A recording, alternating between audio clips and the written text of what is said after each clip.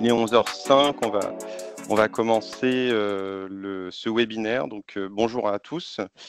Donc, ce webinaire fait suite à la journée IA qu'on avait eue précédemment et on n'avait pas pu évoquer ensemble nos codes, donc la partie no code.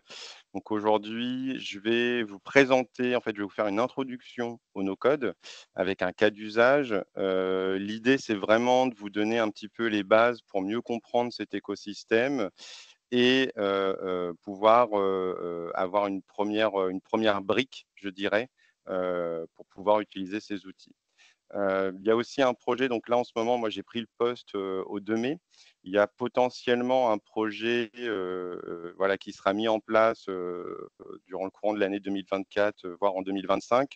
Ce que j'aimerais beaucoup faire, c'est aller plus loin, donc pas faire que des webinaires, mais aussi faire, des formations, des parcours de formation sur entre 2 à 5 jours et notamment sur des outils no code. Donc ça serait sur un principe de gratuité, ça serait réservé aux membres communautiques et l'idée, ça serait d'aller plus loin. Donc là, aujourd'hui, on fait une introduction et après, ça serait, bah, voilà, de faire une réelle montée en compétence sur ces outils avec, 2 à 3 jours de formation intensive sur un outil comme par exemple Software ou Bubble et cetera. Donc des outils, no code que je vous présenterai, lors de ce webinaire.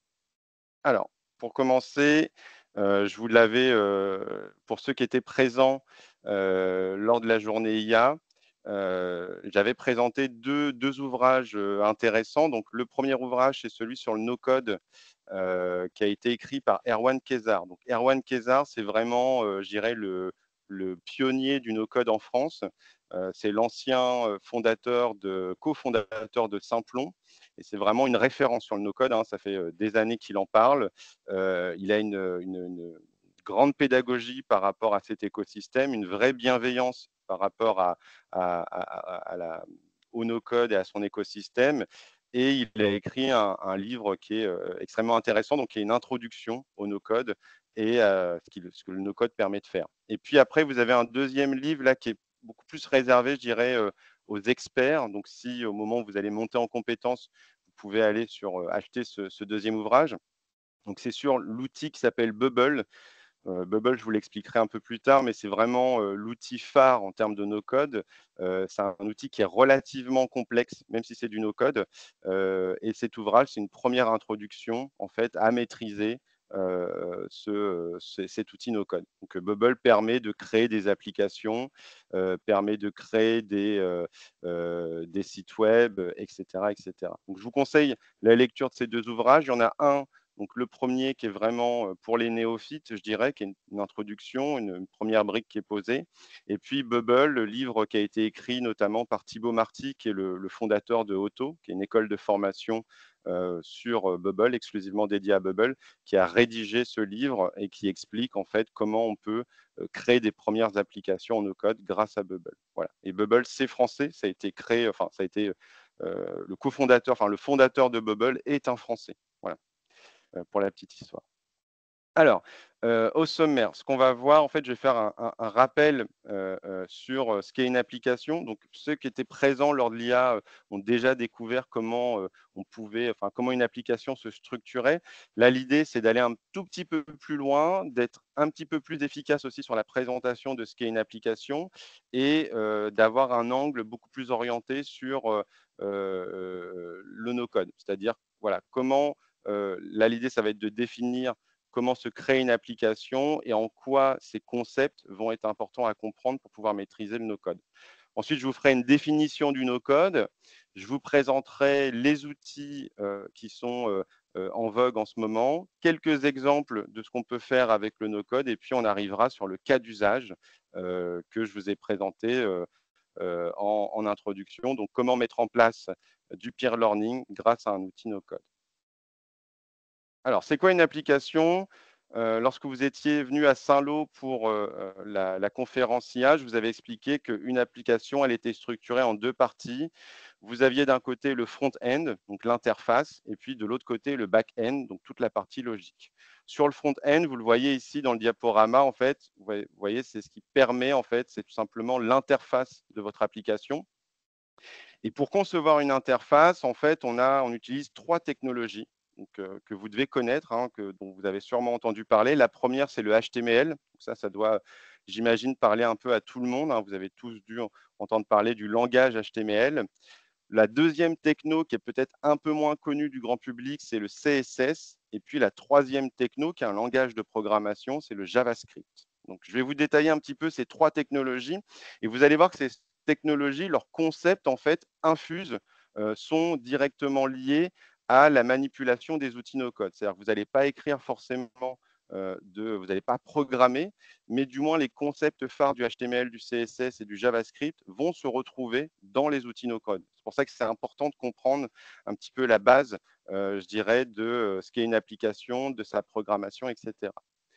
Sur la partie HTML, donc le HTML, c'est quoi? C'est tout simplement ce qui permet de structurer votre page web. Donc, dans une page web, vous avez des éléments HTML. Et donc, ces éléments-là, vous pouvez les comprendre comme des boîtes, tout simplement. Donc, l'analogie, c'est de se dire, vous avez des boîtes et puis vous allez les empiler les uns en dessous des autres ou les uns à l'intérieur des autres. Donc, ces boîtes se construisent avec des balises qui sont entrecrochées. Donc là, vous voyez, dans l'exemple, je vous ai mis deux exemples. Vous avez une première balise H2 qui correspond à un titre en HTML. Et à l'intérieur, vous allez écrire votre texte. Et puis, vous avez une deuxième balise qui est un paragraphe.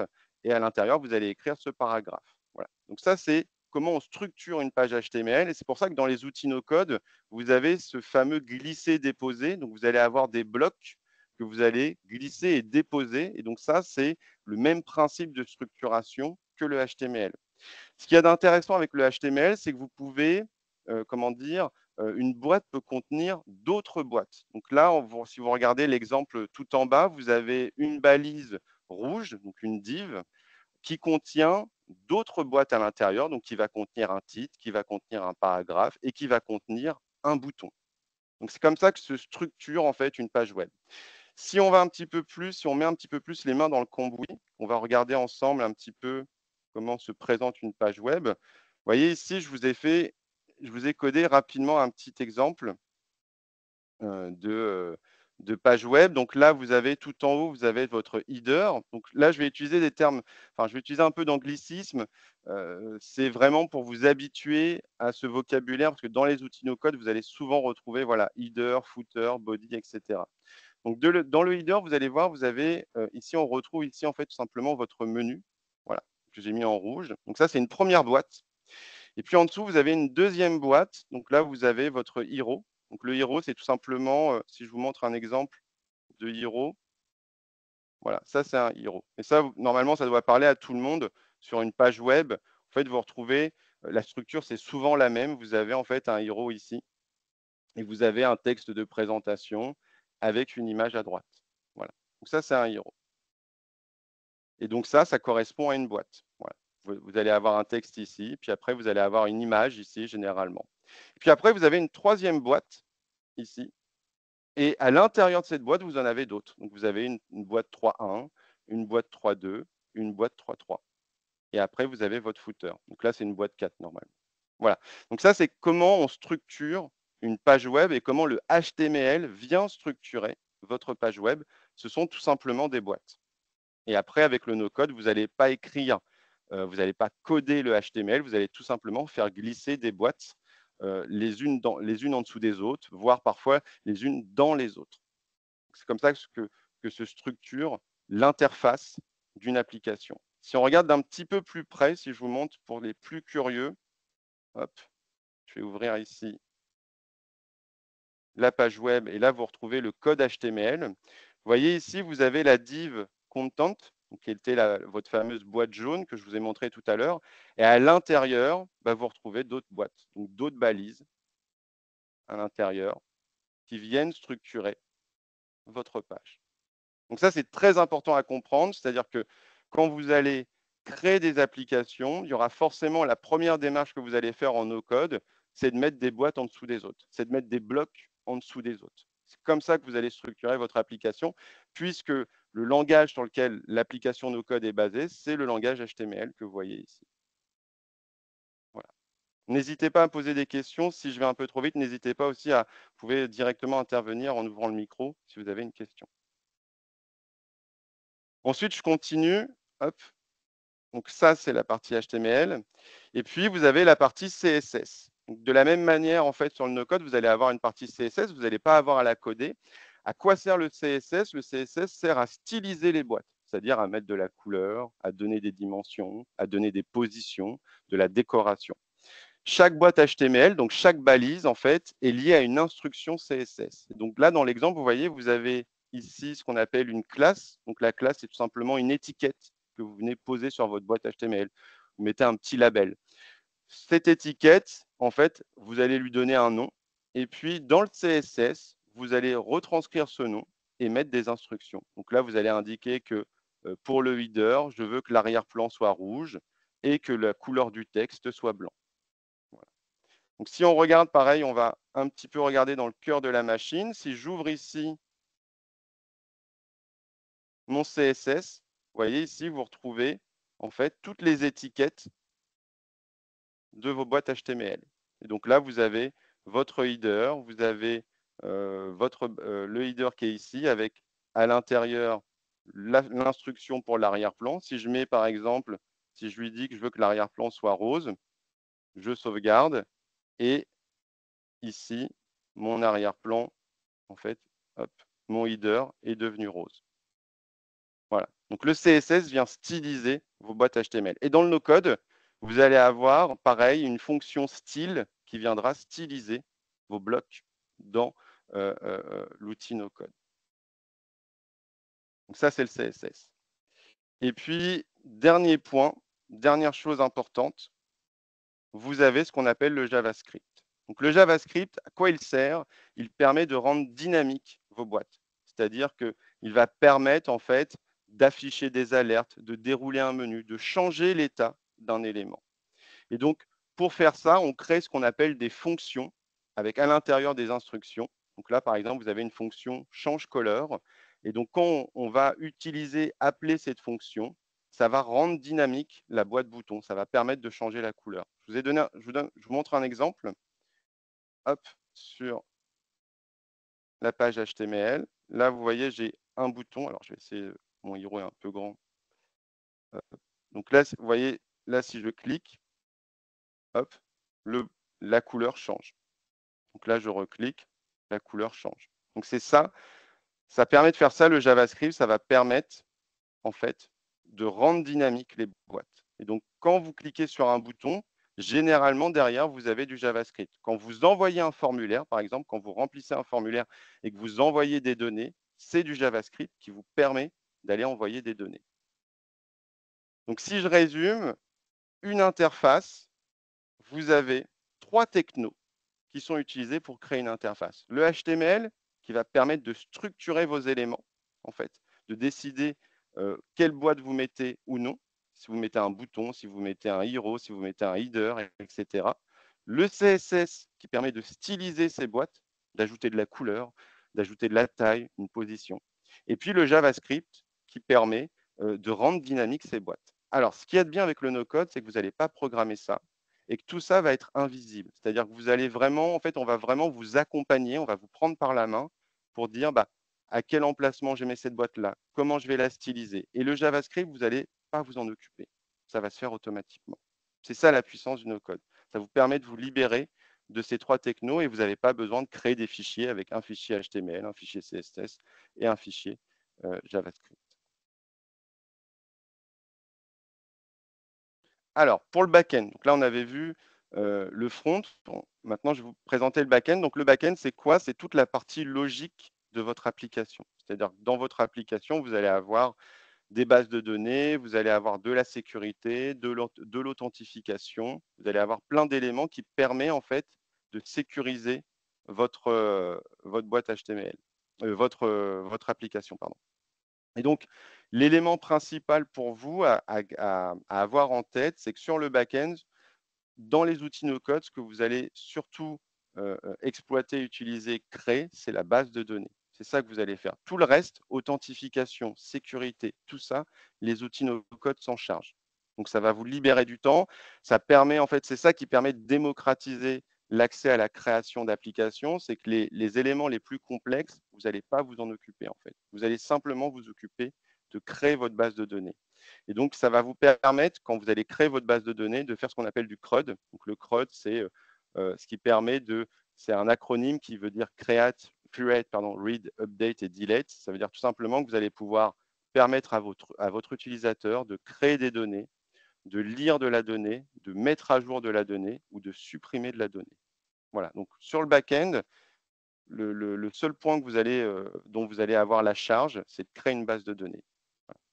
Donc, une base de données, donc là, vous avez une petite définition. Le back-end est la partie de l'application web qui fonctionne en arrière-plan. Il est responsable de la gestion de la logique de l'application, des bases de données, de l'authentification des utilisateurs, des transactions et de la communication avec le back-end. Vous allez simplement, en fait, intervenir là-dessus, sur la base de données. Tout le reste, vous n'allez pas vous en occuper. Et une base de données, c'est quoi? Une base de données, c'est ça. C'est un tableur Excel, tout simplement. Et donc là, vous voyez, vous avez une base de données qui a été créée, en fait, que j'ai créée, et qui permet, voilà, donc là, vous avez une table annonce, et donc dans cette table annonce, vous avez une colonne, un champ sujet, et là, j'ai rentré les données. Et j'ai rentré l'utilisateur, j'ai rentré les emails, etc., les catégories, etc. Donc, c'est ça que vous allez faire essentiellement dans les outils no-code. Vous allez créer votre propre donnée, et c'est tout simplement une feuille de calcul, un tableur que vous allez utiliser, que vous allez exploiter. Alors, au niveau du fonctionnement, petit rappel, comment fonctionne une application. Là, je vais vous faire une analogie que vous devez connaître, c'est l'analogie du restaurant. Une application, c'est quoi? C'est une salle à manger. Donc, ça, c'est votre front-end. Et puis, dans la salle à manger, quand vous allez au restaurant, vous allez passer commande. Vous allez dire, bah voilà, je veux tel plat, je veux un steak frites. Et donc, la cuisine va se charger de créer votre plat. Et pour faire la communication, eh bien, vous avez ce qu'on appelle des serveurs. Vous avez des serveurs qui vont prendre commande et qui vont aller communiquer votre instruction à la cuisine. Et la cuisine va vous renvoyer votre plat, tout simplement.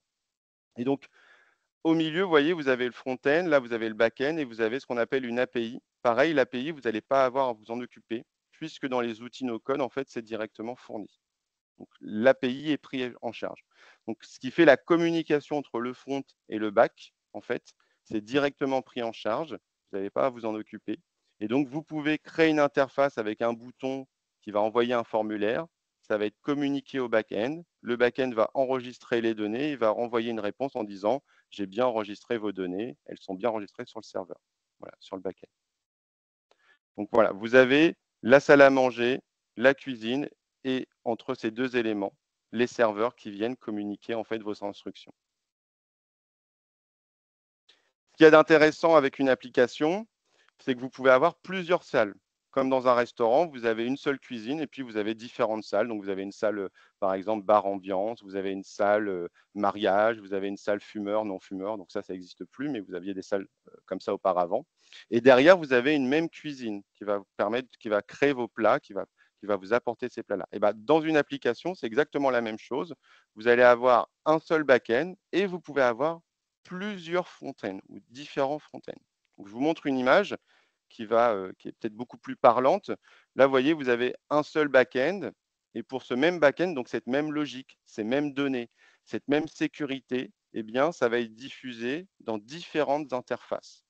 Donc, ça peut être le tableau de bord d'une voiture, ça peut être sur un site web, ça peut être sur une enceinte connectée, ça peut être aussi également sur une montre connectée. Et derrière, vous avez un même back-end qui diffuse les données sur différentes interfaces. Voilà. Donc ça, c'est le fonctionnement d'une application.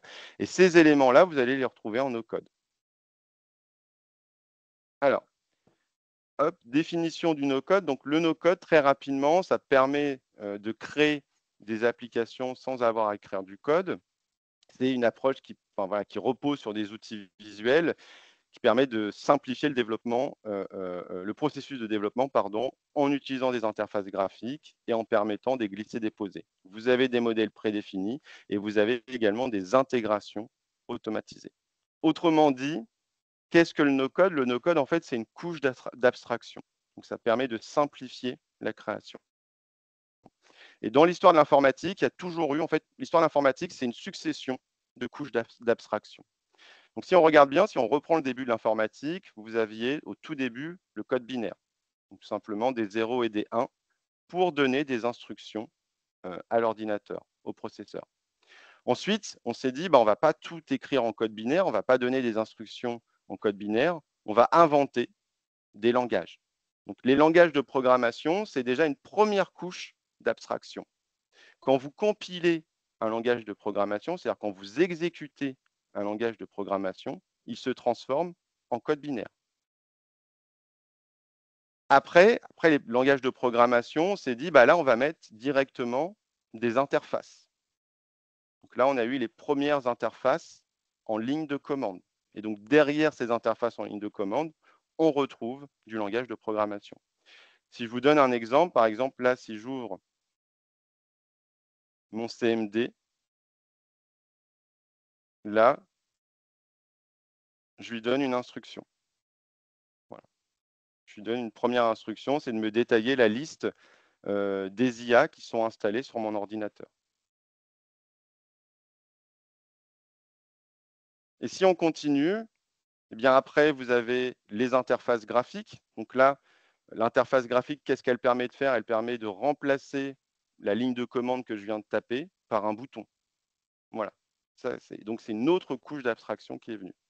Et enfin, vous avez le no-code qui est apparu. Et le no-code, eh ben, ça permet, à partir d'interfaces graphiques, de créer d'autres applications sans avoir à passer par un langage de programmation. Et donc, après le no-code, il y a une nouvelle couche d'abstraction qui est arrivée. Je ne sais pas si vous la devinez. C'est quoi la nouvelle couche d'abstraction qui est apparue tout récemment, après le no-code? Je ne sais pas si vous avez une idée.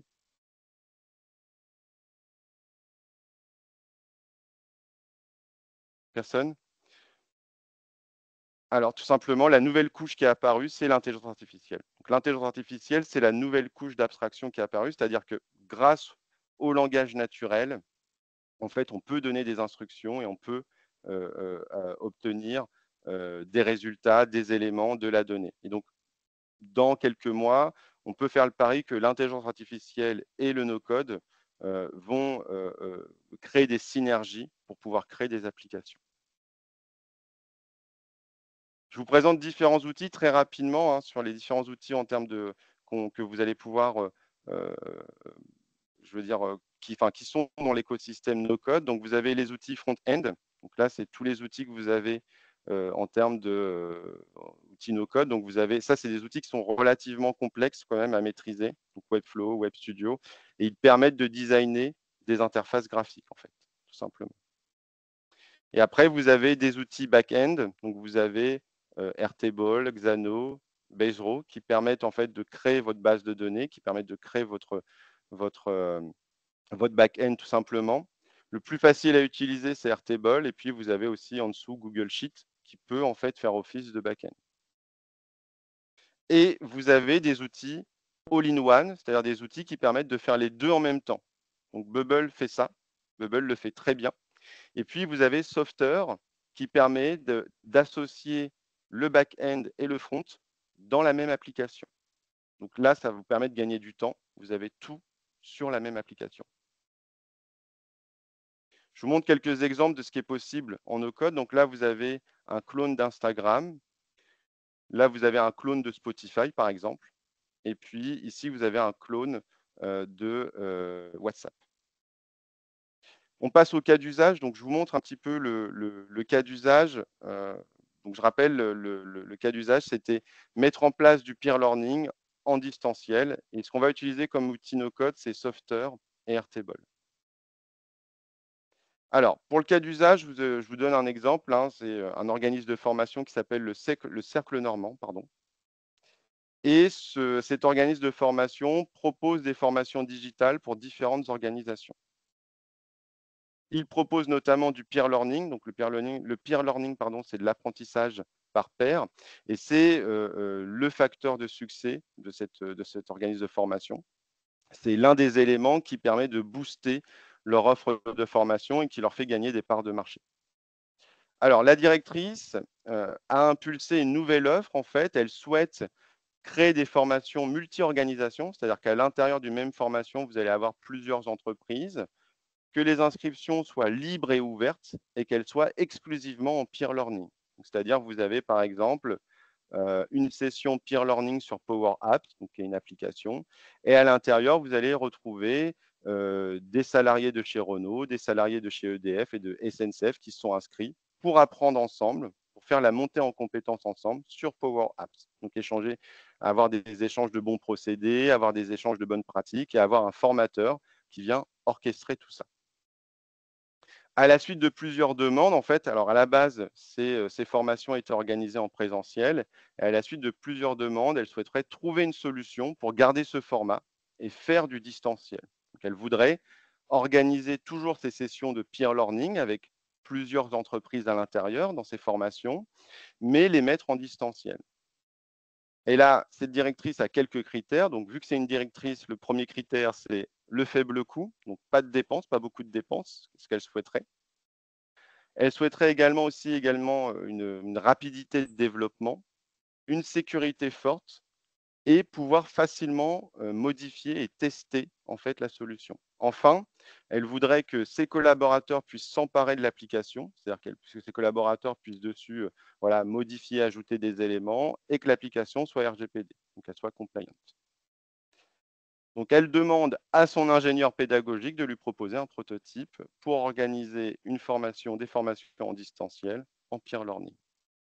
Alors, je vous montre le cas d'usage. Je vous montre, hop, je vais fermer un peu toutes ces fenêtres. Et le cas d'usage, c'est celui-ci. Je ne sais pas si vous voyez, si tout le monde voit bien. Donc, le cercle normand, ça, c'est une application qui a été créée en no-code, que j'ai créée en no-code. J'ai mis peut-être, je sais pas, 2-3 heures pour la faire. Donc, c'est une application qui a été faite de manière très, très rapide. Et donc, l'idée ici, c'est on vous dit, par exemple, voilà, partagez vos compétences et apprenez ensemble via des sessions en visioconférence. Donc là, pour pouvoir mettre en place du peer learning en distanciel, on utilise la visioconférence. Et comment ça fonctionne? Eh bien, ici, vous avez l'ensemble des webinaires qui sont organisés. Donc, vous avez deux types de catégories. Vous avez une catégorie « J'ai un problème ». Et donc là, par exemple, ça veut dire que vous avez un organisme une entreprise qui souhaiterait t'aider, par exemple, sur apprendre à utiliser PowerPoint, apprendre à utiliser le no-code, apprendre à monter en compétence sur le numérique. Donc, on peut venir, en fait, se connecter directement sur cette visioconférence et on se connecte là-dessus. Voilà. Et puis, vous avez d'autres catégories. Donc, vous avez une autre catégorie, c'est je veux aider. Et là, pareil, en fait, on a des webinaires qui sont proposés et on peut se connecter dessus. Voilà. Alors, comment ça marche? Donc là, par exemple, je vais me connecter. Donc là, je me connecte avec un login. J'atterris sur mon espace personnel. Et donc, je retrouve ici les visios que j'ai publiés. Donc ça, c'est mes visios, où là, j'ai deux visios. J'en ai une où je veux aider. Je sais utiliser Software, donc je propose un webinaire et tout le monde peut venir se connecter dessus. Et j'en ai un autre où là, je souhaiterais maîtriser Calliope. Donc là, j'indique que j'ai un problème et je souhaiterais qu'on vienne m'aider là-dessus. Donc ça, c'est mes visios. Je peux retrouver ici toutes les visios qui sont proposées par les autres entreprises, par les autres personnes inscrites sur l'application. Et donc là, vous voyez, vous avez toutes les visios proposées. Donc, vous avez celles qui sont proposées par Arnaud, vous en avez une autre qui est proposée par Tom Cruise, etc. etc. Et puis, si je veux publier une nouvelle visio, bah, je vais sur Publier ici, par exemple, et je rentre, par exemple, mon apprendre à créer une formation en distanciel. Je mets ici une date. Là, c'est un problème. Là, je mets une visio. Donc là, je vais aller chercher ma visio ici, par exemple. Donc, dans Google Meet. Je crée une réunion.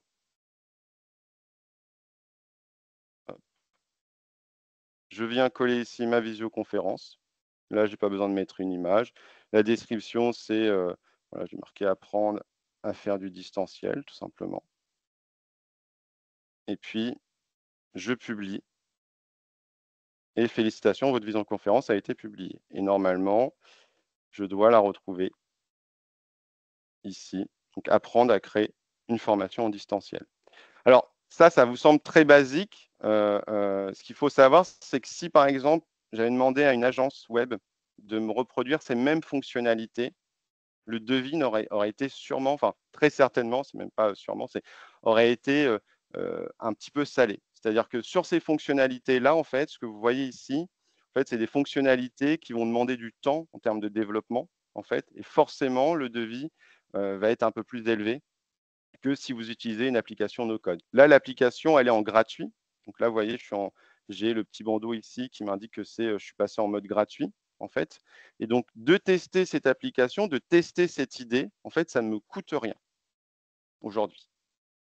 Ça me permet d'aller tester l'idée et de voir si sur ce principe, ça peut fonctionner. Et donc, vous voyez, vous retrouvez tous les éléments d'un site web classique. Vous pouvez ici utiliser une barre de recherche. Donc là, si je mets par exemple, je ne sais pas, PowerPoint, vous allez avoir directement le webinaire qui correspond à ça et vous connecter dessus. Donc je le rappelle, en fait, si vous deviez présenter, enfin voilà, vous faites un cahier des charges et vous dites par exemple, bah, je veux que des utilisateurs puissent s'inscrire. Je veux avoir une barre de recherche. Je veux avoir un espace personnel. Je veux pouvoir distinguer dans mon espace personnel, je veux distinguer l'ensemble des visios et que la personne puisse retrouver ses propres visios. Je veux également, si la personne elle a une difficulté, qu'elle puisse mettre à jour son profil, changer son mot de passe, etc.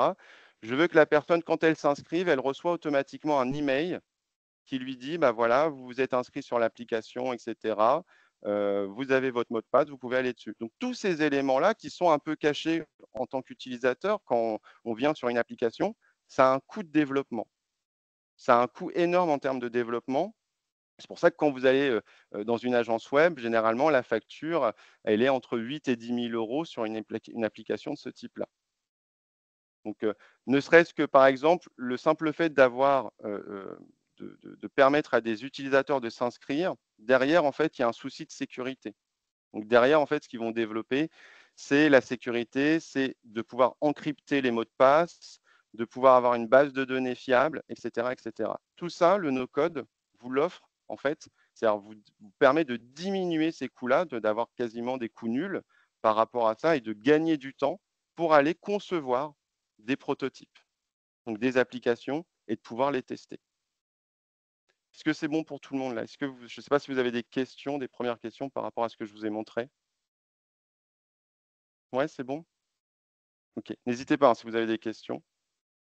Alors, on va regarder un petit peu plus dans le détail comment fonctionne Software. Je vais essayer de revenir sur la page de Software. Donc là, vous voyez, sur Software, vous avez la page Home.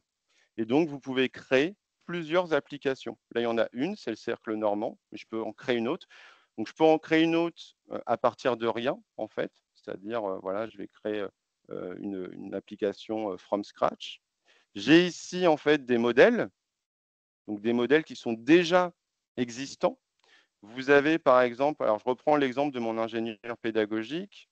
J'avais trouvé un modèle qui était intéressant. C'était, où est-ce qu'il était? Je ne le trouve plus.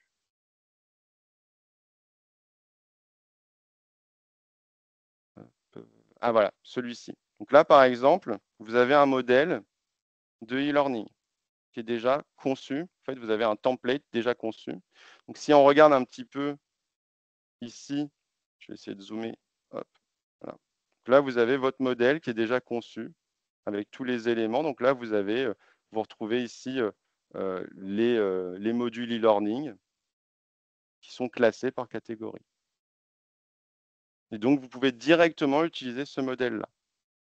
Et après, le modifier, le paramétrer, etc. Et qu'est-ce qu'on vous dit dessus? On vous dit, par exemple, là, en termes de fonctionnalité, vous avez la création de compte utilisateur et l'authentification. Les utilisateurs peuvent envoyer des ressources. Vous avez la capture d'email en fait, que vous pouvez faire. Le design est responsive et vous pouvez filtrer et rechercher les ressources. Donc tout ça, en termes de développement, hein, c'est vraiment, ça permet d'aller gagner du temps, d'aller gagner de la ressource et de pouvoir très vite en fait prototyper des idées. Ici, si vous regardez, vous pouvez plugger des data sources. Donc, vous allez pouvoir plugger en fait votre base de données. Vous voyez ici, là, j'ai mis une feuille Google Sheet et vous avez aussi un Airtable. Donc, Airtable, à quoi ça ressemble? Airtable, ça ressemble à ça. Donc, ça ressemble à un Excel, tout simplement. Vous avez deux utilisateurs, donc Tom Cruise et Arnaud Giovanna. Là, si par exemple, je mets, je sais pas, je vais mettre Titi, par exemple, je change cette donnée-là et que je reviens sur, hop, donc je vais me déconnecter et je me connecte avec l'autre utilisateur. Vous voyez que là, normalement, hop, si je regarde mes visios, alors là, il n'y a pas le nom. Voilà, vous voyez, le nom de l'auteur a directement changé ici. Je vais zoomer un petit peu. Donc là, pareil, en termes de réactivité, ça veut dire que vous pouvez directement sur votre base de données venir changer en fait les éléments. Donc là, on ne peut pas faire plus simple pour aller changer des éléments dans une base de données. Si on était en développement, pour changer ces éléments-là, il faudrait passer par du langage SQL en fait. Là, vous avez juste à aller rentrer sur Airtable, vous avez une feuille comme un tableur et vous changez les données directement à la main. Donc là, si j'actualise, hop, paf, on revient sur Arnaud Giovanna. Donc ça, c'est aussi la puissance du no-code. Et pour connecter la base de données à Software, bah, vous voyez, c'est un bouton connecter. Je vais choisir ma base de données, continue. Et là, ça va aller directement rechercher, se connecter sur Airtable, sur votre compte Airtable. Donc là, c'est 2-3 clics. Et ça, c'est justement ce que je vous ai dit tout à l'heure. Si on revient sur ce que je vous ai présenté au tout début, c'est l'API. Vous voyez, l'API, c'est un clic sur un bouton en no-code. C'est ça. Donc ça permet, je le redis encore une fois, c'est vraiment du gain de temps et ça permet d'aller très très vite. Alors, si on va un petit peu plus, je vais vous montrer un peu l'application et quelques éléments. Hop. Alors, vous vous souvenez, je vous ai dit au tout début, le HTML, ce sont des blocs. Et donc, les blocs, vous voyez, vous avez ici, ou des boîtes si vous préférez. Là, si je clique sur Ajouter un bloc, j'ai deux types de blocs. J'ai un bloc qui est statique. Et donc là, vous voyez, vous retrouvez votre header, votre hero. Voilà, donc là, je peux ajouter un hero. Et ce qui est bien avec Softer, c'est que vous avez des boîtes qui sont déjà préconçues. Donc, vous avez déjà du texte à l'intérieur, vous avez déjà des boutons. Là, si je modifie le texte ici, voilà, le titre de cette boîte. Et puis, vous allez pouvoir mettre également du texte, donc la description, par exemple, ici. Voilà. Ça, c'est et après, une fois que vous avez pré-rempli tous ces éléments-là, eh bien, vous rajoutez d'autres boîtes de manière successive. À l'intérieur de cette boîte-là, vous avez le style. C'est ce que je vous ai dit au tout début. Dans le style, vous retrouvez, ça correspond au CSS. Donc là, je viens modifier mon style. Donc là, lui mettre de la couleur. Là, diminuer le padding, c'est-à-dire les marges intérieures, en fait, si vous préférez. Je viens ici mettre des bordures.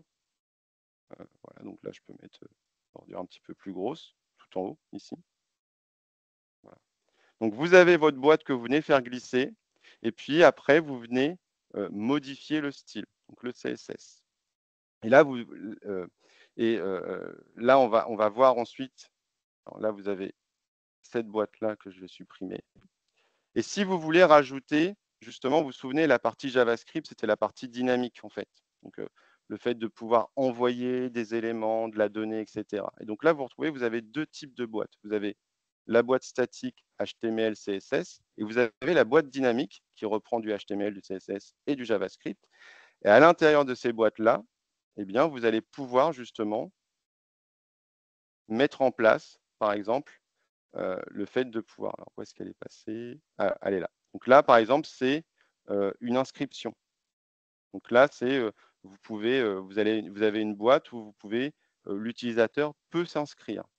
Et donc, quand il clique sur inscription, ça rend dynamique les éléments, la chose, et ça permet d'aller envoyer de la donnée. Voilà. Donc c'est comme ça que se structure, par exemple, Software. Là, vous avez tous les éléments dynamiques. Donc, souvenez-vous, c'est je veux changer un état ou je veux transmettre de la donnée.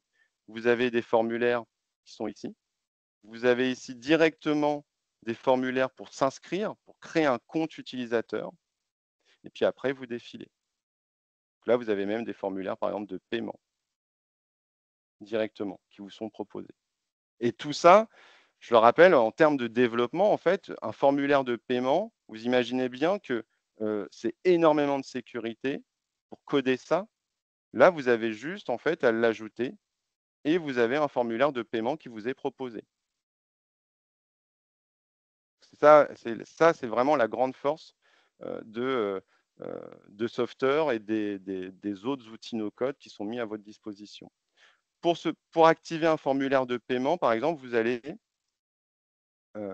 vous allez dans Settings, vous allez faire ce qu'on appelle une intégration et vous allez venir intégrer, par exemple, Stripe, qui est une sorte de TPE digital et qui vous permet en fait de sécuriser toutes les transactions financières. Et ça, c'est des clics à chaque fois, pas de code, vraiment. Donc, vous allez ouvrir un compte Stripe, vous allez ici mettre en fait ce qu'on appelle une clé API, voilà, tout simplement, et ça va directement sécuriser le tunnel de paiement. Et dessus, sur le tunnel de paiement, ça peut être un tunnel de paiement en une fois, par exemple, l'achat d'un module e-learning, comme ça peut être aussi un abonnement, en fait. Vous pouvez proposer de l'abonnement via Software. Je ne sais pas si vous avez des questions, s'il y a si j'ai été suffisamment clair.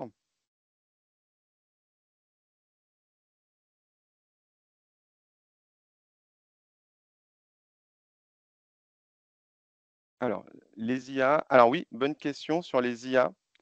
Je vous réponds tout de suite. Alors, vous voyez, Non, pareil, c'était pas une oui. question, c'est quand j'ai répondu tout à l'heure à ta question, mais tu n'avais pas réagi, c'est pas grave. Alors, non, dis-moi, parce que je n'avais pas vu, oui. C'était par C'était, rapport à... tu demandais quel était le nouveau,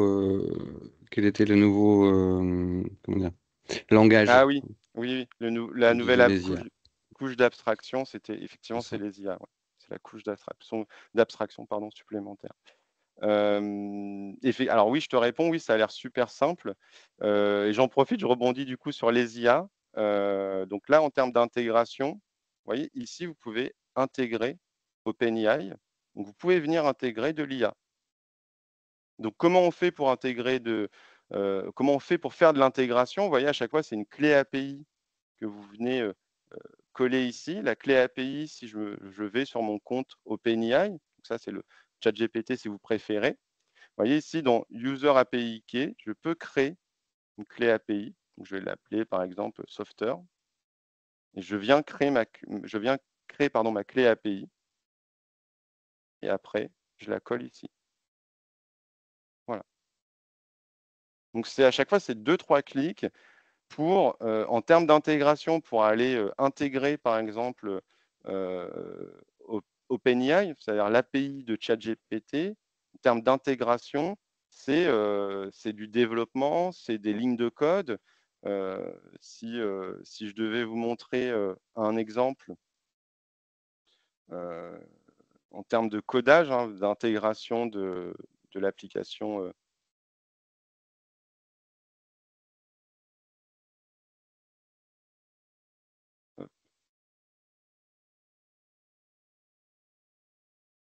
Je vais essayer d'être... Ah, voilà. Donc voilà, ça, typiquement, c'est le paramétrage, l'intégration d'un OpenAI là-dessus. De configurer comment voilà, on va dialoguer avec l'API de ChatGPT, comment on veut que l'assistant réagisse, etc. etc. Voilà. Et là, bah, en fait, vous avez, en fait, c'est un CTRL-C, CTRL-V que vous faites, tout simplement. Je vous montre, alors, hop, ça je vais l'enlever. Pour créer des pages, alors je vous montre un petit peu pour créer des pages. Vous voyez, ici, vous avez le menu page. Pour créer une page, vous cliquez sur ajouter une nouvelle page. Là, vous lui donnez un nom, par exemple Toto. Et vous voyez, automatiquement, ça vient créer en fait l'URL. Donc si je sauvegarde, et ici, je viens rajouter Toto, j'ai ma page. Alors hop, je n'ai pas publié, c'est pour ça que ça n'a pas fonctionné. Hop. Voilà, j'ai ma page Toto qui est apparue. Donc là, pareil, la création de la page se fait très rapidement. Et après, j'ai plus qu'à rajouter en fait ici mes éléments. Donc, par exemple, j'ai rajouté, je ne sais pas, un héros, hop, et après je modifie. Donc là, si je republie, vous voyez, même en termes de publication, etc., hop, ça apparaît instantanément. Vous pouvez modifier le thème. Donc là, vous avez le thème général qui est ici. Et puis, vous pouvez aussi également ajouter des utilisateurs à la main. Alors, vous pouvez créer directement, vous pouvez estimer, par exemple, créer une application, vous ne mettez pas de module d'inscription dessus, vous ne voulez pas que les gens s'inscrivent directement via l'interface, vous souhaitez avoir la main dessus, eh bien, vous pouvez en fait ajouter des utilisateurs directement. Donc là, hop. Je ne sais pas pourquoi il ne veut pas. Ouais, en train de synchroniser, c'est pour ça. Donc là, vous voyez, vous avez le petit bouton Add User, parce que là, il synchronise, donc il met un peu de temps, mais vous pouvez venir ajouter un utilisateur en cliquant dessus. C'est bien qu'il se dépêche pour que je puisse vous montrer.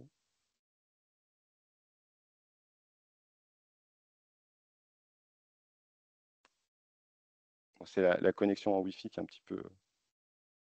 Ah voilà, impeccable. Donc là, hop, je viens ajouter mon utilisateur. Donc là, je peux lui dire, je vais ajouter une adresse mail, par exemple, agevana@gmail.com. Par exemple, je mets pas de nom. Là, je peux lui demander de générer un password temporaire. J'ajoute mon utilisateur et là, il me propose directement, il me dit, est-ce que vous voulez lui envoyer une invitation directement? Donc pareil, là, automatiquement, il y a un mail qui est envoyé si je le souhaite. Et donc là, si je fais inviter maintenant, là, il y a un email type qui a été créé. Cet email type, je peux le modifier. Tout est en anglais ici, mais je peux le modifier, en fait. Je peux aller personnaliser l'email. Et donc, si, hop, je fais envoyer, si je vais sur mon Gmail, bah là, voilà, j'ai reçu, vous voyez, j'ai la notification qui est arrivée. Vous avez été invité par le cercle normand. Voilà. Vous avez, voilà votre adresse email pour vous connecter, voilà votre mot de passe temporaire. Donc là, enfin, tout est clé en main. Vraiment, vous avez une boîte à outils et en fait, vous utilisez les outils que vous souhaitez, vous agencez comme des Lego, vous agencez les Lego que vous souhaitez et vous créez votre application. Donc, je le rappelle, cette application-là, elle a été faite, enfin, ça a été fait en 3 heures de temps, en fait, 3-4 heures de temps.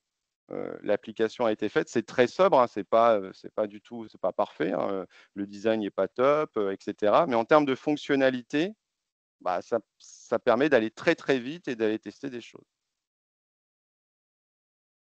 Vous pouvez aussi également créer des groupes spécifiques. Donc, par exemple, je reprends l'exemple du e-learning, la plateforme e-learning que vous souhaitez créer.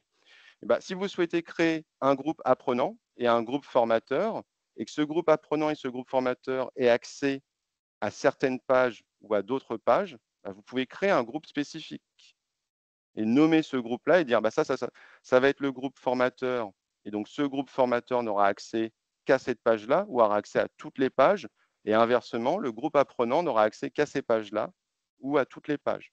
Et donc, quand un apprenant va venir s'authentifier, il aura un certain nombre limité de pages auxquelles il aura accès. Si c'est un formateur, il aura accès à toutes les pages. De la même manière, donc ça peut être soit l'accès à des pages ou l'accès à des fonctions. Donc là, par exemple, vous pouvez dire, en fonction du groupe, en fait, je vais lui indiquer que, voilà, là, je sélectionne un groupe et je vais lui dire, bah là, je veux que ce groupe-là ne puisse que voir les données. Il ne puisse pas modifier les données. Vous vous souvenez, là, on est sur Airtable, on est sur les annonces. Donc là, vous voyez ici, on reprend ici les annonces qui sont là. Et là, vous pouvez dire, en fait, très facilement, vous pouvez dire, bah, le groupe apprenant, moi, je veux qu'il ne puisse que consulter les données. Je ne veux pas qu'il puisse les modifier, etc. Ou je veux qu'il puisse que simplement en créer, ou les éditer, ou les supprimer. Et donc, pareil, à chaque fois, c'est quelques clics. Je ne sais pas si vous avez d'autres questions, s'il y a d'autres. Moi, je voudrais savoir par où on commence. Par un petit projet, enfin, voilà. Alors, ouais, Quel conseil, c'est plus un conseil de ta part pour si commencer, on veut essayer, vaut mieux essayer comment? moi, le premier conseil que je donnerais, ça serait plutôt de regarder sur YouTube, il y a plein de vidéos. Ce serait plutôt de commencer par regarder Mmh. une vidéo. Là, ça a été très condensé, très rapide ce que j'ai fait. Ce serait plutôt de commencer par une vidéo qui va vraiment expliquer l'outil Software à fond. Donc déjà OK. comment on se situe, enfin déjà comprendre l'environnement en fait, euh, comment comment se structure cet environnement. Et puis après, effectivement, de commencer par un petit projet. Donc le projet le plus simple, c'est de commencer à jouer avec un peu les bases de données. C'est-à-dire, je veux créer un utilisateur, par exemple, faites juste commencer par un premier projet qui va être, je veux inscrire un utilisateur. Donc je mets un formulaire d'inscription et puis je le relie à mon Airtable et je vois en fait si ça vient persister de la donnée. Donc ça peut être un premier projet pour commencer, c'est de savoir gérer l'inscription. Et puis après, OK. vous pouvez compléter en disant, bah, tiens, là, ce que je souhaiterais, c'est créer un autre formulaire et quand la personne envoie les données, je veux que ces données-là soient affichées dans une liste. Donc là, si vous reprenez, vous avez, si je reviens hop, sur ma page Home, vous voyez là, j'affiche, en fait, ça c'est une liste. Donc là, vous l'avez ici, les listes. Vous avez les blocs suggérés, vous avez des listes ici, listes avec détails, etc. Et je viens afficher les données. Comment ça fonctionne, ces listes? Vous vous connectez, là, vous avez la source que vous sélectionnez. Donc là, ça signifie que vous pouvez choisir d'autres sources, par exemple. Et là, tout simplement, vous dites, bah, quel champ je veux faire apparaître dans ma liste. Donc si, par exemple, je masque la catégorie, où je masque le sujet. Donc là, si je supprime le sujet, vous voyez, le sujet a disparu ici. Donc là, vous venez ajouter vos champs. Donc là, c'est du texte. Je viens sélectionner le champ sujet. Ce champ sujet, c'est le champ qui est ici dans Annonce. Donc là, l'idée, c'est de bien comprendre comment afficher en fait les données. Comment je peux les faire afficher, comment ça peut dialoguer entre Software et de l'autre côté, Airtable. Donc, et troisième élément, troisième projet que vous pouvez faire, et là, ça demande un petit peu de théorie, c'est de comprendre la jointure des tables. Donc, par exemple, je vous montre un truc tout bête, mais vous voyez ici, pour Arnaud Giovanna, il est relié à certaines annonces, en fait. Donc, la table user et la table annonce sont reliées. Donc, ça veut dire que vous avez les notions, en fait, si vous voulez, de clés primaires et de clés étrangères. Et donc, ça Mmh. permet d'aller donner de la puissance, en fait, à votre application et ça permet d'avoir cette fonctionnalité. Si je reviens sur, l'application, vous avez ici mes visios qui correspondent aux visios de Tom Cruise ou d'Arnaud, je ne sais plus. Et vous avez après toutes les visios. Et donc, ça signifie quoi? Ça signifie que pour chaque user, vous avez une clé primaire, une clé étrangère qui les relie à des annonces spécifiques. Ouais, si je supprime là, si je vais dans Airtable, que je supprime apprendre à utiliser Notion, donc là, ça veut dire que ici, c'est plus relié à l'utilisateur Arnaud. Voilà. Donc en fait, le conseil que j'ai à vous donner, c'est vraiment, premièrement, d'aller tester un peu comment on fait pour persister des données, comment on fait pour les afficher par le biais d'inscription, par exemple. Et puis après, vous essayez de styliser votre application. Et enfin, vous allez sur des choses un peu plus complexes, notamment la jointure des tables, les notions de clés primaires, clés étrangères. Et au préalable, ce que je conseille vraiment, c'est de prendre au moins une vidéo d'1 heure. Sur YouTube, il y en a plein, hein. Vous avez beaucoup de vidéos sur Softer pour bien comprendre comment vous repérer dans l'environnement. Le plus frustrant en fait avec les outils no-code, c'est que c'est tellement simple qu'on veut aller très vite. Et parfois, en fait, on oublie qu'il y a un tout petit peu de complexité. Là, par exemple, si je vous prends ici dans les styles, par exemple, le padding, ça fait directement référence au CSS, en fait. Donc, si je reviens ici sur mon CSS, vous allez voir, normalement, je dois avoir du padding quelque part. Vous voyez, ici, j'ai du padding.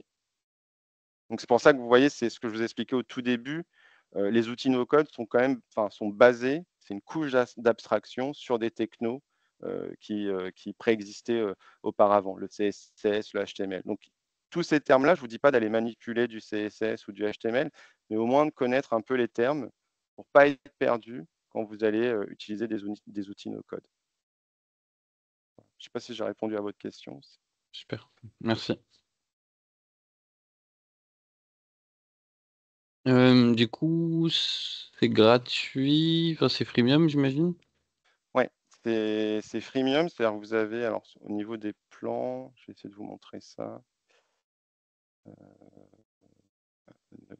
Donc là, vous voyez, vous avez, donc là, moi je suis sur le plan gratuit. Donc ça vous permet de créer des applications de manière illimitée, d'avoir les blocs basiques, donc les blocs qui permettent de faire du CRUD, create, read, update, Mmh. etc. Et vous avez 5 workspaces pour vos collaborateurs. Et puis après, vous pouvez monter sur du basique, etc. Honnêtement, très honnêtement, le plan gratuit, c'est déjà, franchement, c'est déjà pas mal. OK. C'est déjà pas mal. En fait, le plan basique, c'est si, par exemple, là, vous voyez, vous arrivez avec, comment dire, vous avez besoin de, on tombe sur là une application, des applications vraiment très industrielles, très, voilà, très poussées. Vous voulez rajouter du CSS, du JS, par exemple. Le plan gratuit, déjà, c'est vraiment déjà pas mal. OK, Et puis après, super. vous en avez. Et pour, Airtable aussi? Et pour Airtable, oui, aussi, c'est gratuit. Là, je ne paye OK. pas, c'est gratuit.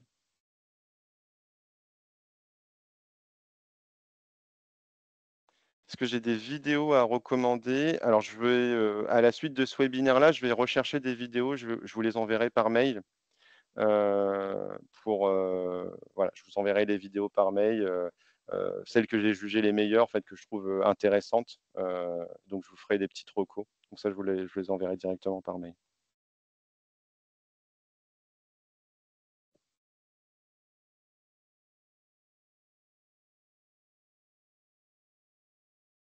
Ah bah, là, effectivement, ouais, vous allez, ouais, je vous donnerai les vidéos et puis j'essaierai de vous donner peut-être des cas pratiques, en fait, des petits tutos. J'essaierai de vous trouver ça, des petits tutos pour pouvoir vite monter en compétence. Mais Softer, honnêtement, Softer, pour moi, c'est l'outil le plus simple à maîtriser en termes de no-code. Et puis après, vous allez voir, une fois que vous allez bien maîtriser Softer, vous allez vouloir utiliser d'autres outils no-code, notamment Bubble, qui est un petit peu plus complexe. Mais après, vous allez monter en niveau, en fait, naturellement.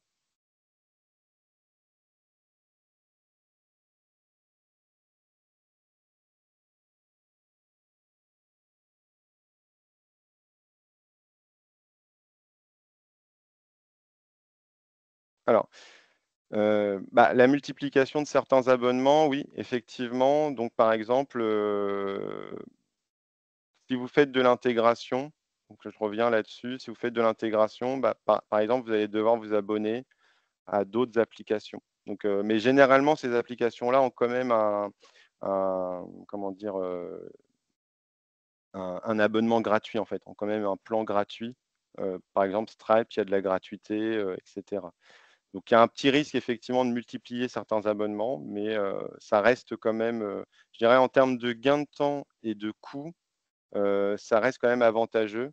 par rapport à, un développement dans une agence web. C'est-à-dire une agence web, en fait, une application de ce type-là, ils vont vous demander allez, 10 000 euros, en fait.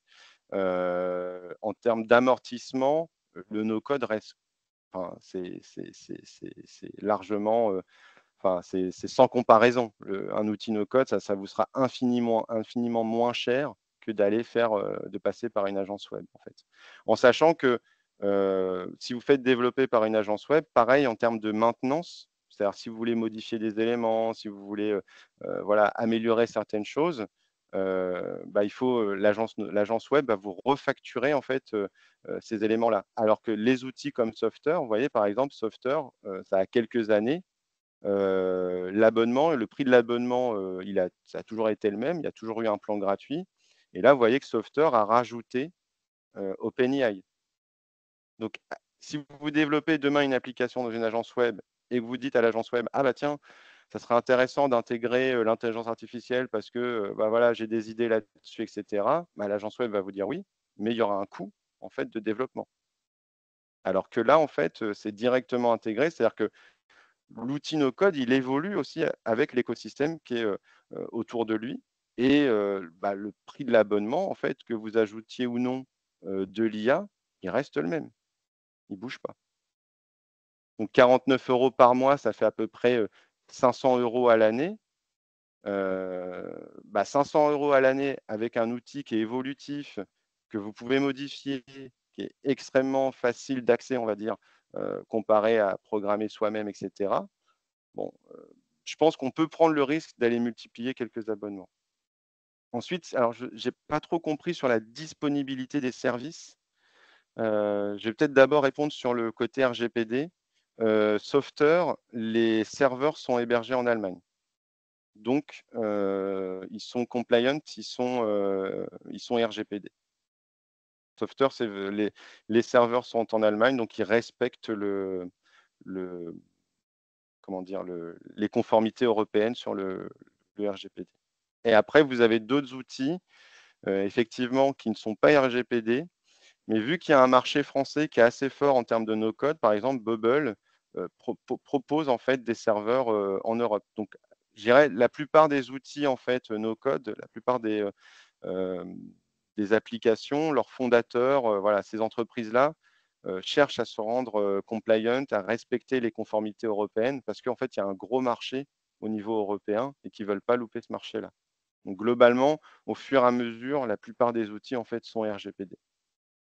Ils sont RGPD, sont sécurisés. Enfin, je ne reviens pas sur tous les éléments que je vous ai listés qui font qu'il y a un vrai avantage en fait à utiliser les outils no-code. Je ne sais pas si vous avez d'autres questions. Oui, Oui. peut-être un peu, idiote, j'en sais rien, on va essayer. L'idée, c'est est-ce que c'est possible de se servir d'un, je sais pas, d'un site web, par exemple, déjà créé, d'essayer de refaire, c'est pas pour refaire la même chose, hein, mais c'est vraiment entre guillemets, est-ce qu'on peut intégrer du code dans du no-code et du no-code dans du code?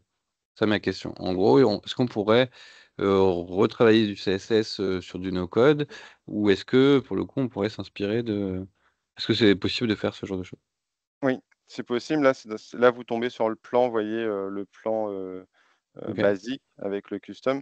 Après, c'est pas le plus, pour être très honnête, euh, c'est pas le plus pertinent, je vais dire. Parce qu'en fait, Mmh. le no-code, il est structuré enfin, l'application, elle est pensée d'une telle manière que rajouter en fait du CSS, du JS, parfois, c'est pas hyper optimal. Donc, c'est pas le plus intéressant. Et pour répondre à votre autre question, qui est, et c'est une question extrêmement pertinente que vous avez posée, est-ce qu'on peut mettre du no-code dans du code, en gros? Oui. Je reprends. J'imagine en fait que votre site web, il est basé sur WordPress, le site web que vous imaginez. Ouais, ouais, je pensais à Ouais, ça, ouais. c'est un WordPress. Bon, bah, Mmh. il y a je vous donne une application. Vous avez Web Studio. Web Mmh. Studio, ça permet de faire quoi? Ça permet de recréer l'interface en no-code. Et en fait, vous pouvez plugger votre WordPress dessus. Donc là, vous voyez, vous allez pouvoir, en fait, alors c'est tout nouveau. C'est-à-dire, vous créez votre interface comme vous le souhaitez, en no-code. Vous prenez votre site web qui a été fait en WordPress, et là, vous allez en fait reprendre, vous allez plugger votre WordPress directement sur la nouvelle interface. Donc, ça vous permet de garder Ok. votre WordPress, et ça vous permet en fait de pouvoir ajouter des pages, des éléments, etc. Donc, Web Studio, c'est tout nouveau. Ça, c'est vraiment pareil, il est open source. Il est gratuit, il est vraiment, là ils mettent celui-ci, il est vraiment très très bien. Et ils sont très agressifs parce que c'est un marché qui est extrêmement concurrentiel, mais vous pouvez plugger des CMS directement sur l'interface. Donc vous allez pouvoir, là vous voyez, vous avez différents CMS, je crois il doit y avoir WordPress quelque part, je ne sais plus où. Et donc ça signifie que vous allez pouvoir administrer vos pages directement depuis WordPress avec une interface que vous aurez créée vous-même en fait, en no-code. Super, merci beaucoup. Alors, avez-vous un système de gestion des documents à recommander en complément de ces outils no-code? Qu'est-ce que vous entendez par un système de gestion des documents? C'est-à-dire, Ouais, bonjour. Merci pour la présentation qui est très bien. Souvent, sur le Airtable, on va rentrer des champs dans une table, une base de données, mais on peut aussi avoir un enjeu, je dirais, à intégrer des fichiers, du ouais. PDF ou autre, et les stocker, ou au contraire à extraire des formats pour d'autres demandes. Et finalement, c'est vraiment comment on va pouvoir associer le tout. Alors, c'est une bonne question. J'ai jamais testé avec Software. Je pense que c'est possible parce que là, vous voyez, sur Airtable, vous avez pièce jointe. Donc, vous pouvez, me semble-t-il, venir déposer des fichiers. Et je pense que ce qui va se passer, c'est que si vous déposez le fichier, en fait, euh, il va l'enregistrer dans le cloud. Et en fait, Software va avoir accès à l'URL de ce fichier-là. Et vous allez pouvoir télécharger ce fichier depuis l'application. Donc, je pense que c'est possible. En gros, si vous voulez, par exemple, je reprends l'exemple du e-learning. Vous avez des PowerPoint que vous voulez mettre en ligne et vous voulez que vos apprenants puissent les télécharger, ces PowerPoint. Donc là, vous voyez, dans Airtable, j'ai créé un champ pièce jointe. J'envoie mes fichiers. Ça va les enregistrer dans le cloud. Et en fait, ce que va faire Software, c'est qu'il va accéder à cette URL pour pouvoir la télécharger, pour pouvoir télécharger les fichiers, en fait. Donc, ça veut dire que vous pouvez, sur Software, faire une liste avec le nom du fichier, un bouton, cliquez dessus pour télécharger et vous réceptionnez le fichier. Je pense que c'est possible de faire ça. Je ne sais pas si j'ai répondu à votre question, si c'était ça. Oui, c'était ça. Après, il y a aussi des fichiers qui sont plus internes. Je ne sais pas s'il faut mixer, on va dire, des outils dans des OF où on va avoir plutôt des échanges internes, des échanges externes, où il faut bien découper par bloc. Alors, Par exemple, avec les apprenants, donc là, il y a l'application et on peut faire un suivi de formation avec ces applications. Et en interne, on peut avoir aussi des dossiers qui sont un peu plus en pré-recrutement, post-recrutement. Donc, j'essaie de voir s'il faut aujourd'hui avancer là-dessus ou pas, ou s'il faut alors, rester séparer les choses. Alors, vous avez deux effectivement possibilités avec Software. Soit vous créez deux applications séparées, admettons, soit vous en créez une seule qui est une sorte de grand système d'information avec voilà, l'accès à des apprenants pour des cours, etc. Et puis, ça rejoint ce que je vous ai mis sur les users. En fait, là, ici, vous allez créer des groupes différents. Et en fait, ces groupes différents, ça va vous permettre de bloquer, de modérer l'accès en fait, au contenu. Donc là, vous créez un groupe bien spécifique.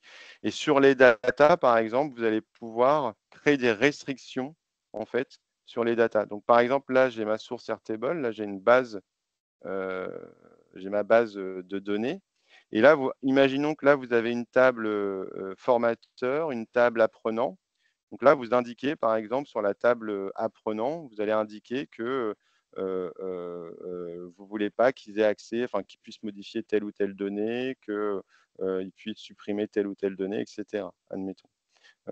Pareil sur le groupe, en fait, vous allez pouvoir dire dans les pages, admettons que ça, c'est ma page, c'est la page où les formateurs ont accès à toutes les données, etc. Et normalement, donc si je clique sur la... Non, ça va être là. Si je clique sur oui, Setting, vous voyez là, vous avez Visibility. Et là, vous pouvez en fait, donc là, je n'ai pas créé de nouveau groupe. Mais si j'avais créé un groupe apprenant, j'aurais pu dire en gros, et admettons là, je mets All Users, j'aurais pu dire que en gros, c'est visible que des apprenants ou que des formateurs. Voilà, voilà. Vous voyez là, je peux créer un nouveau groupe. Je sais pas, je vais l'appeler formateur. Save. Et puis, du coup, là, dans les personnes qui sont loguées, en fait, qui sont connectées, cette page-là, cet espace personnel n'est accessible qu'aux formateurs. Ça veut dire que quand vous allez créer ici, en fait, votre base de données, donc là, c'est pareil, c'est des aspects un peu théoriques qu'il faudra prendre. Et quand vous allez créer votre base de données, vous allez créer ici un champ formateur, par exemple. Hop, et puis là, je vais mettre... est-ce qu'il y a un booléen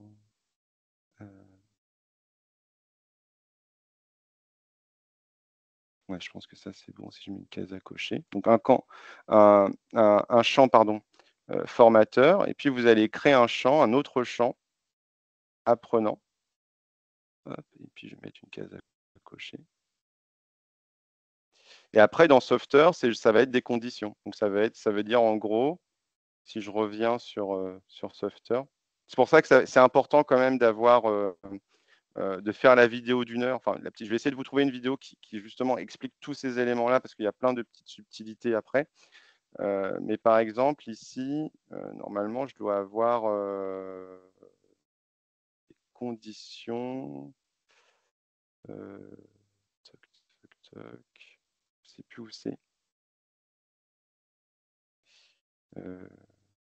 Ça va être là, ça va être sur les données. Ah voilà.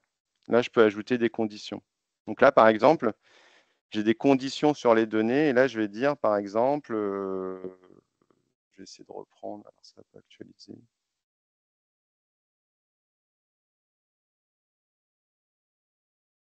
Actualiser.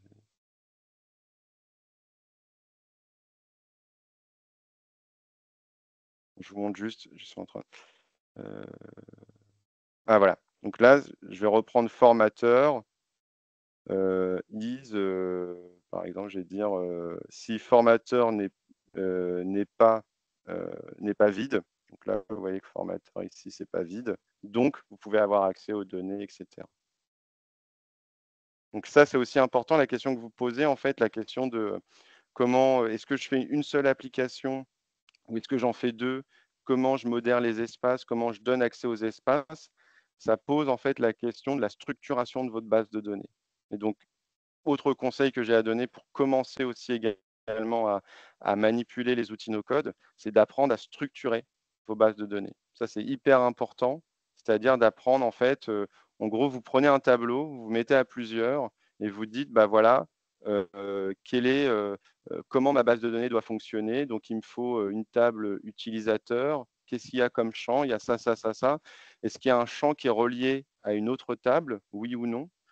Etc., etc. Donc pareil, ça, je vous mettrai une vidéo en lien, si j'arrive à en trouver une, pour la structuration de la base de données. Une fois que vous avez structuré votre base de données, après, dans Software, c'est extrêmement facile de mettre des conditions, de modérer les espaces. Le plus important, effectivement, c'est de faire ça.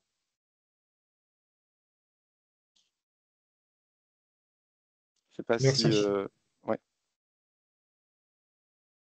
Je sais pas s'il y a d'autres questions, il y a encore un petit peu de temps, sinon c'est une dernière question.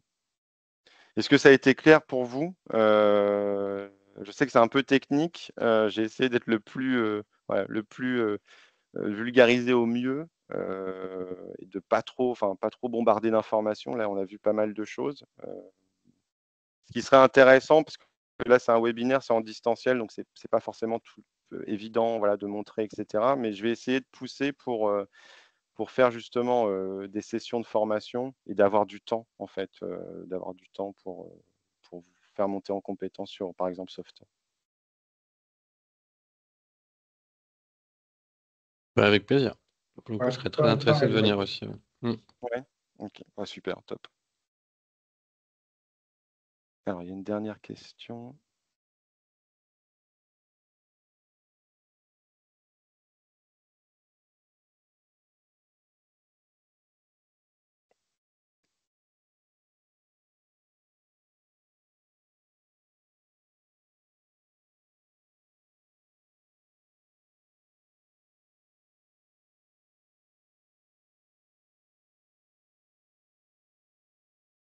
Alors, non, pas de questions. Ok. Bah écoutez, je vais peut-être, s'il y a encore 2 petites minutes, là, je vous prends un autre sujet, puis on terminera là-dessus. Notamment pour faire le rappel par rapport à l'IA.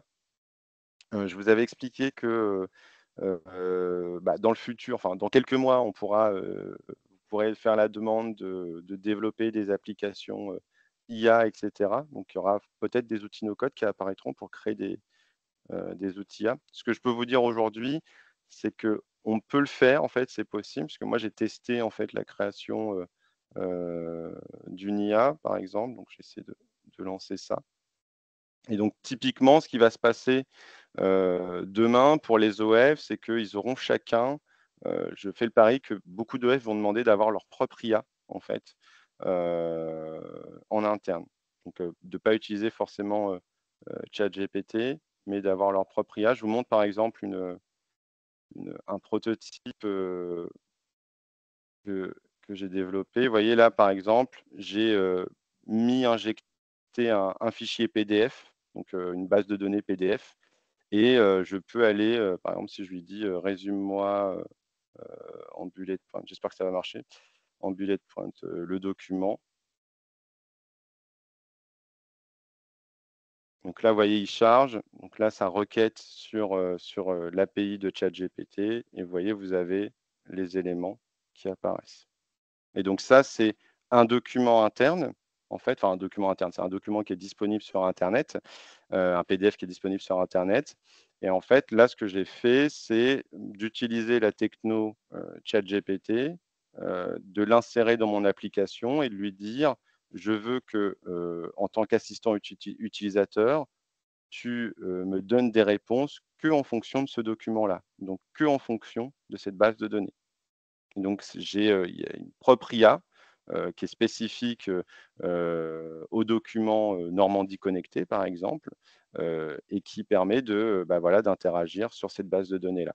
Voilà. Et donc, à terme, là, dans les mois qui vont venir, ça, c'est des choses que bah, des OF pourraient avoir, par exemple, une base de données de cours, une base de données que sais-je, etc. Et sur laquelle les intervenants, donc des formateurs ou des étudiants, pourront venir poser des questions, etc. Et ça sera leur propre IA qui sera disponible.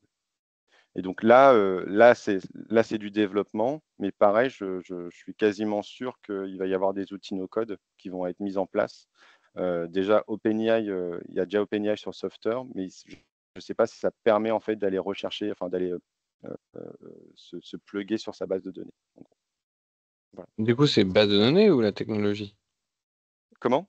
C'est la base de données ou c'est la technologie ChatGPT? Parce que là, si ça en interroge la base de données, il n'y a Alors pas là, tellement de plus-value en fait, si.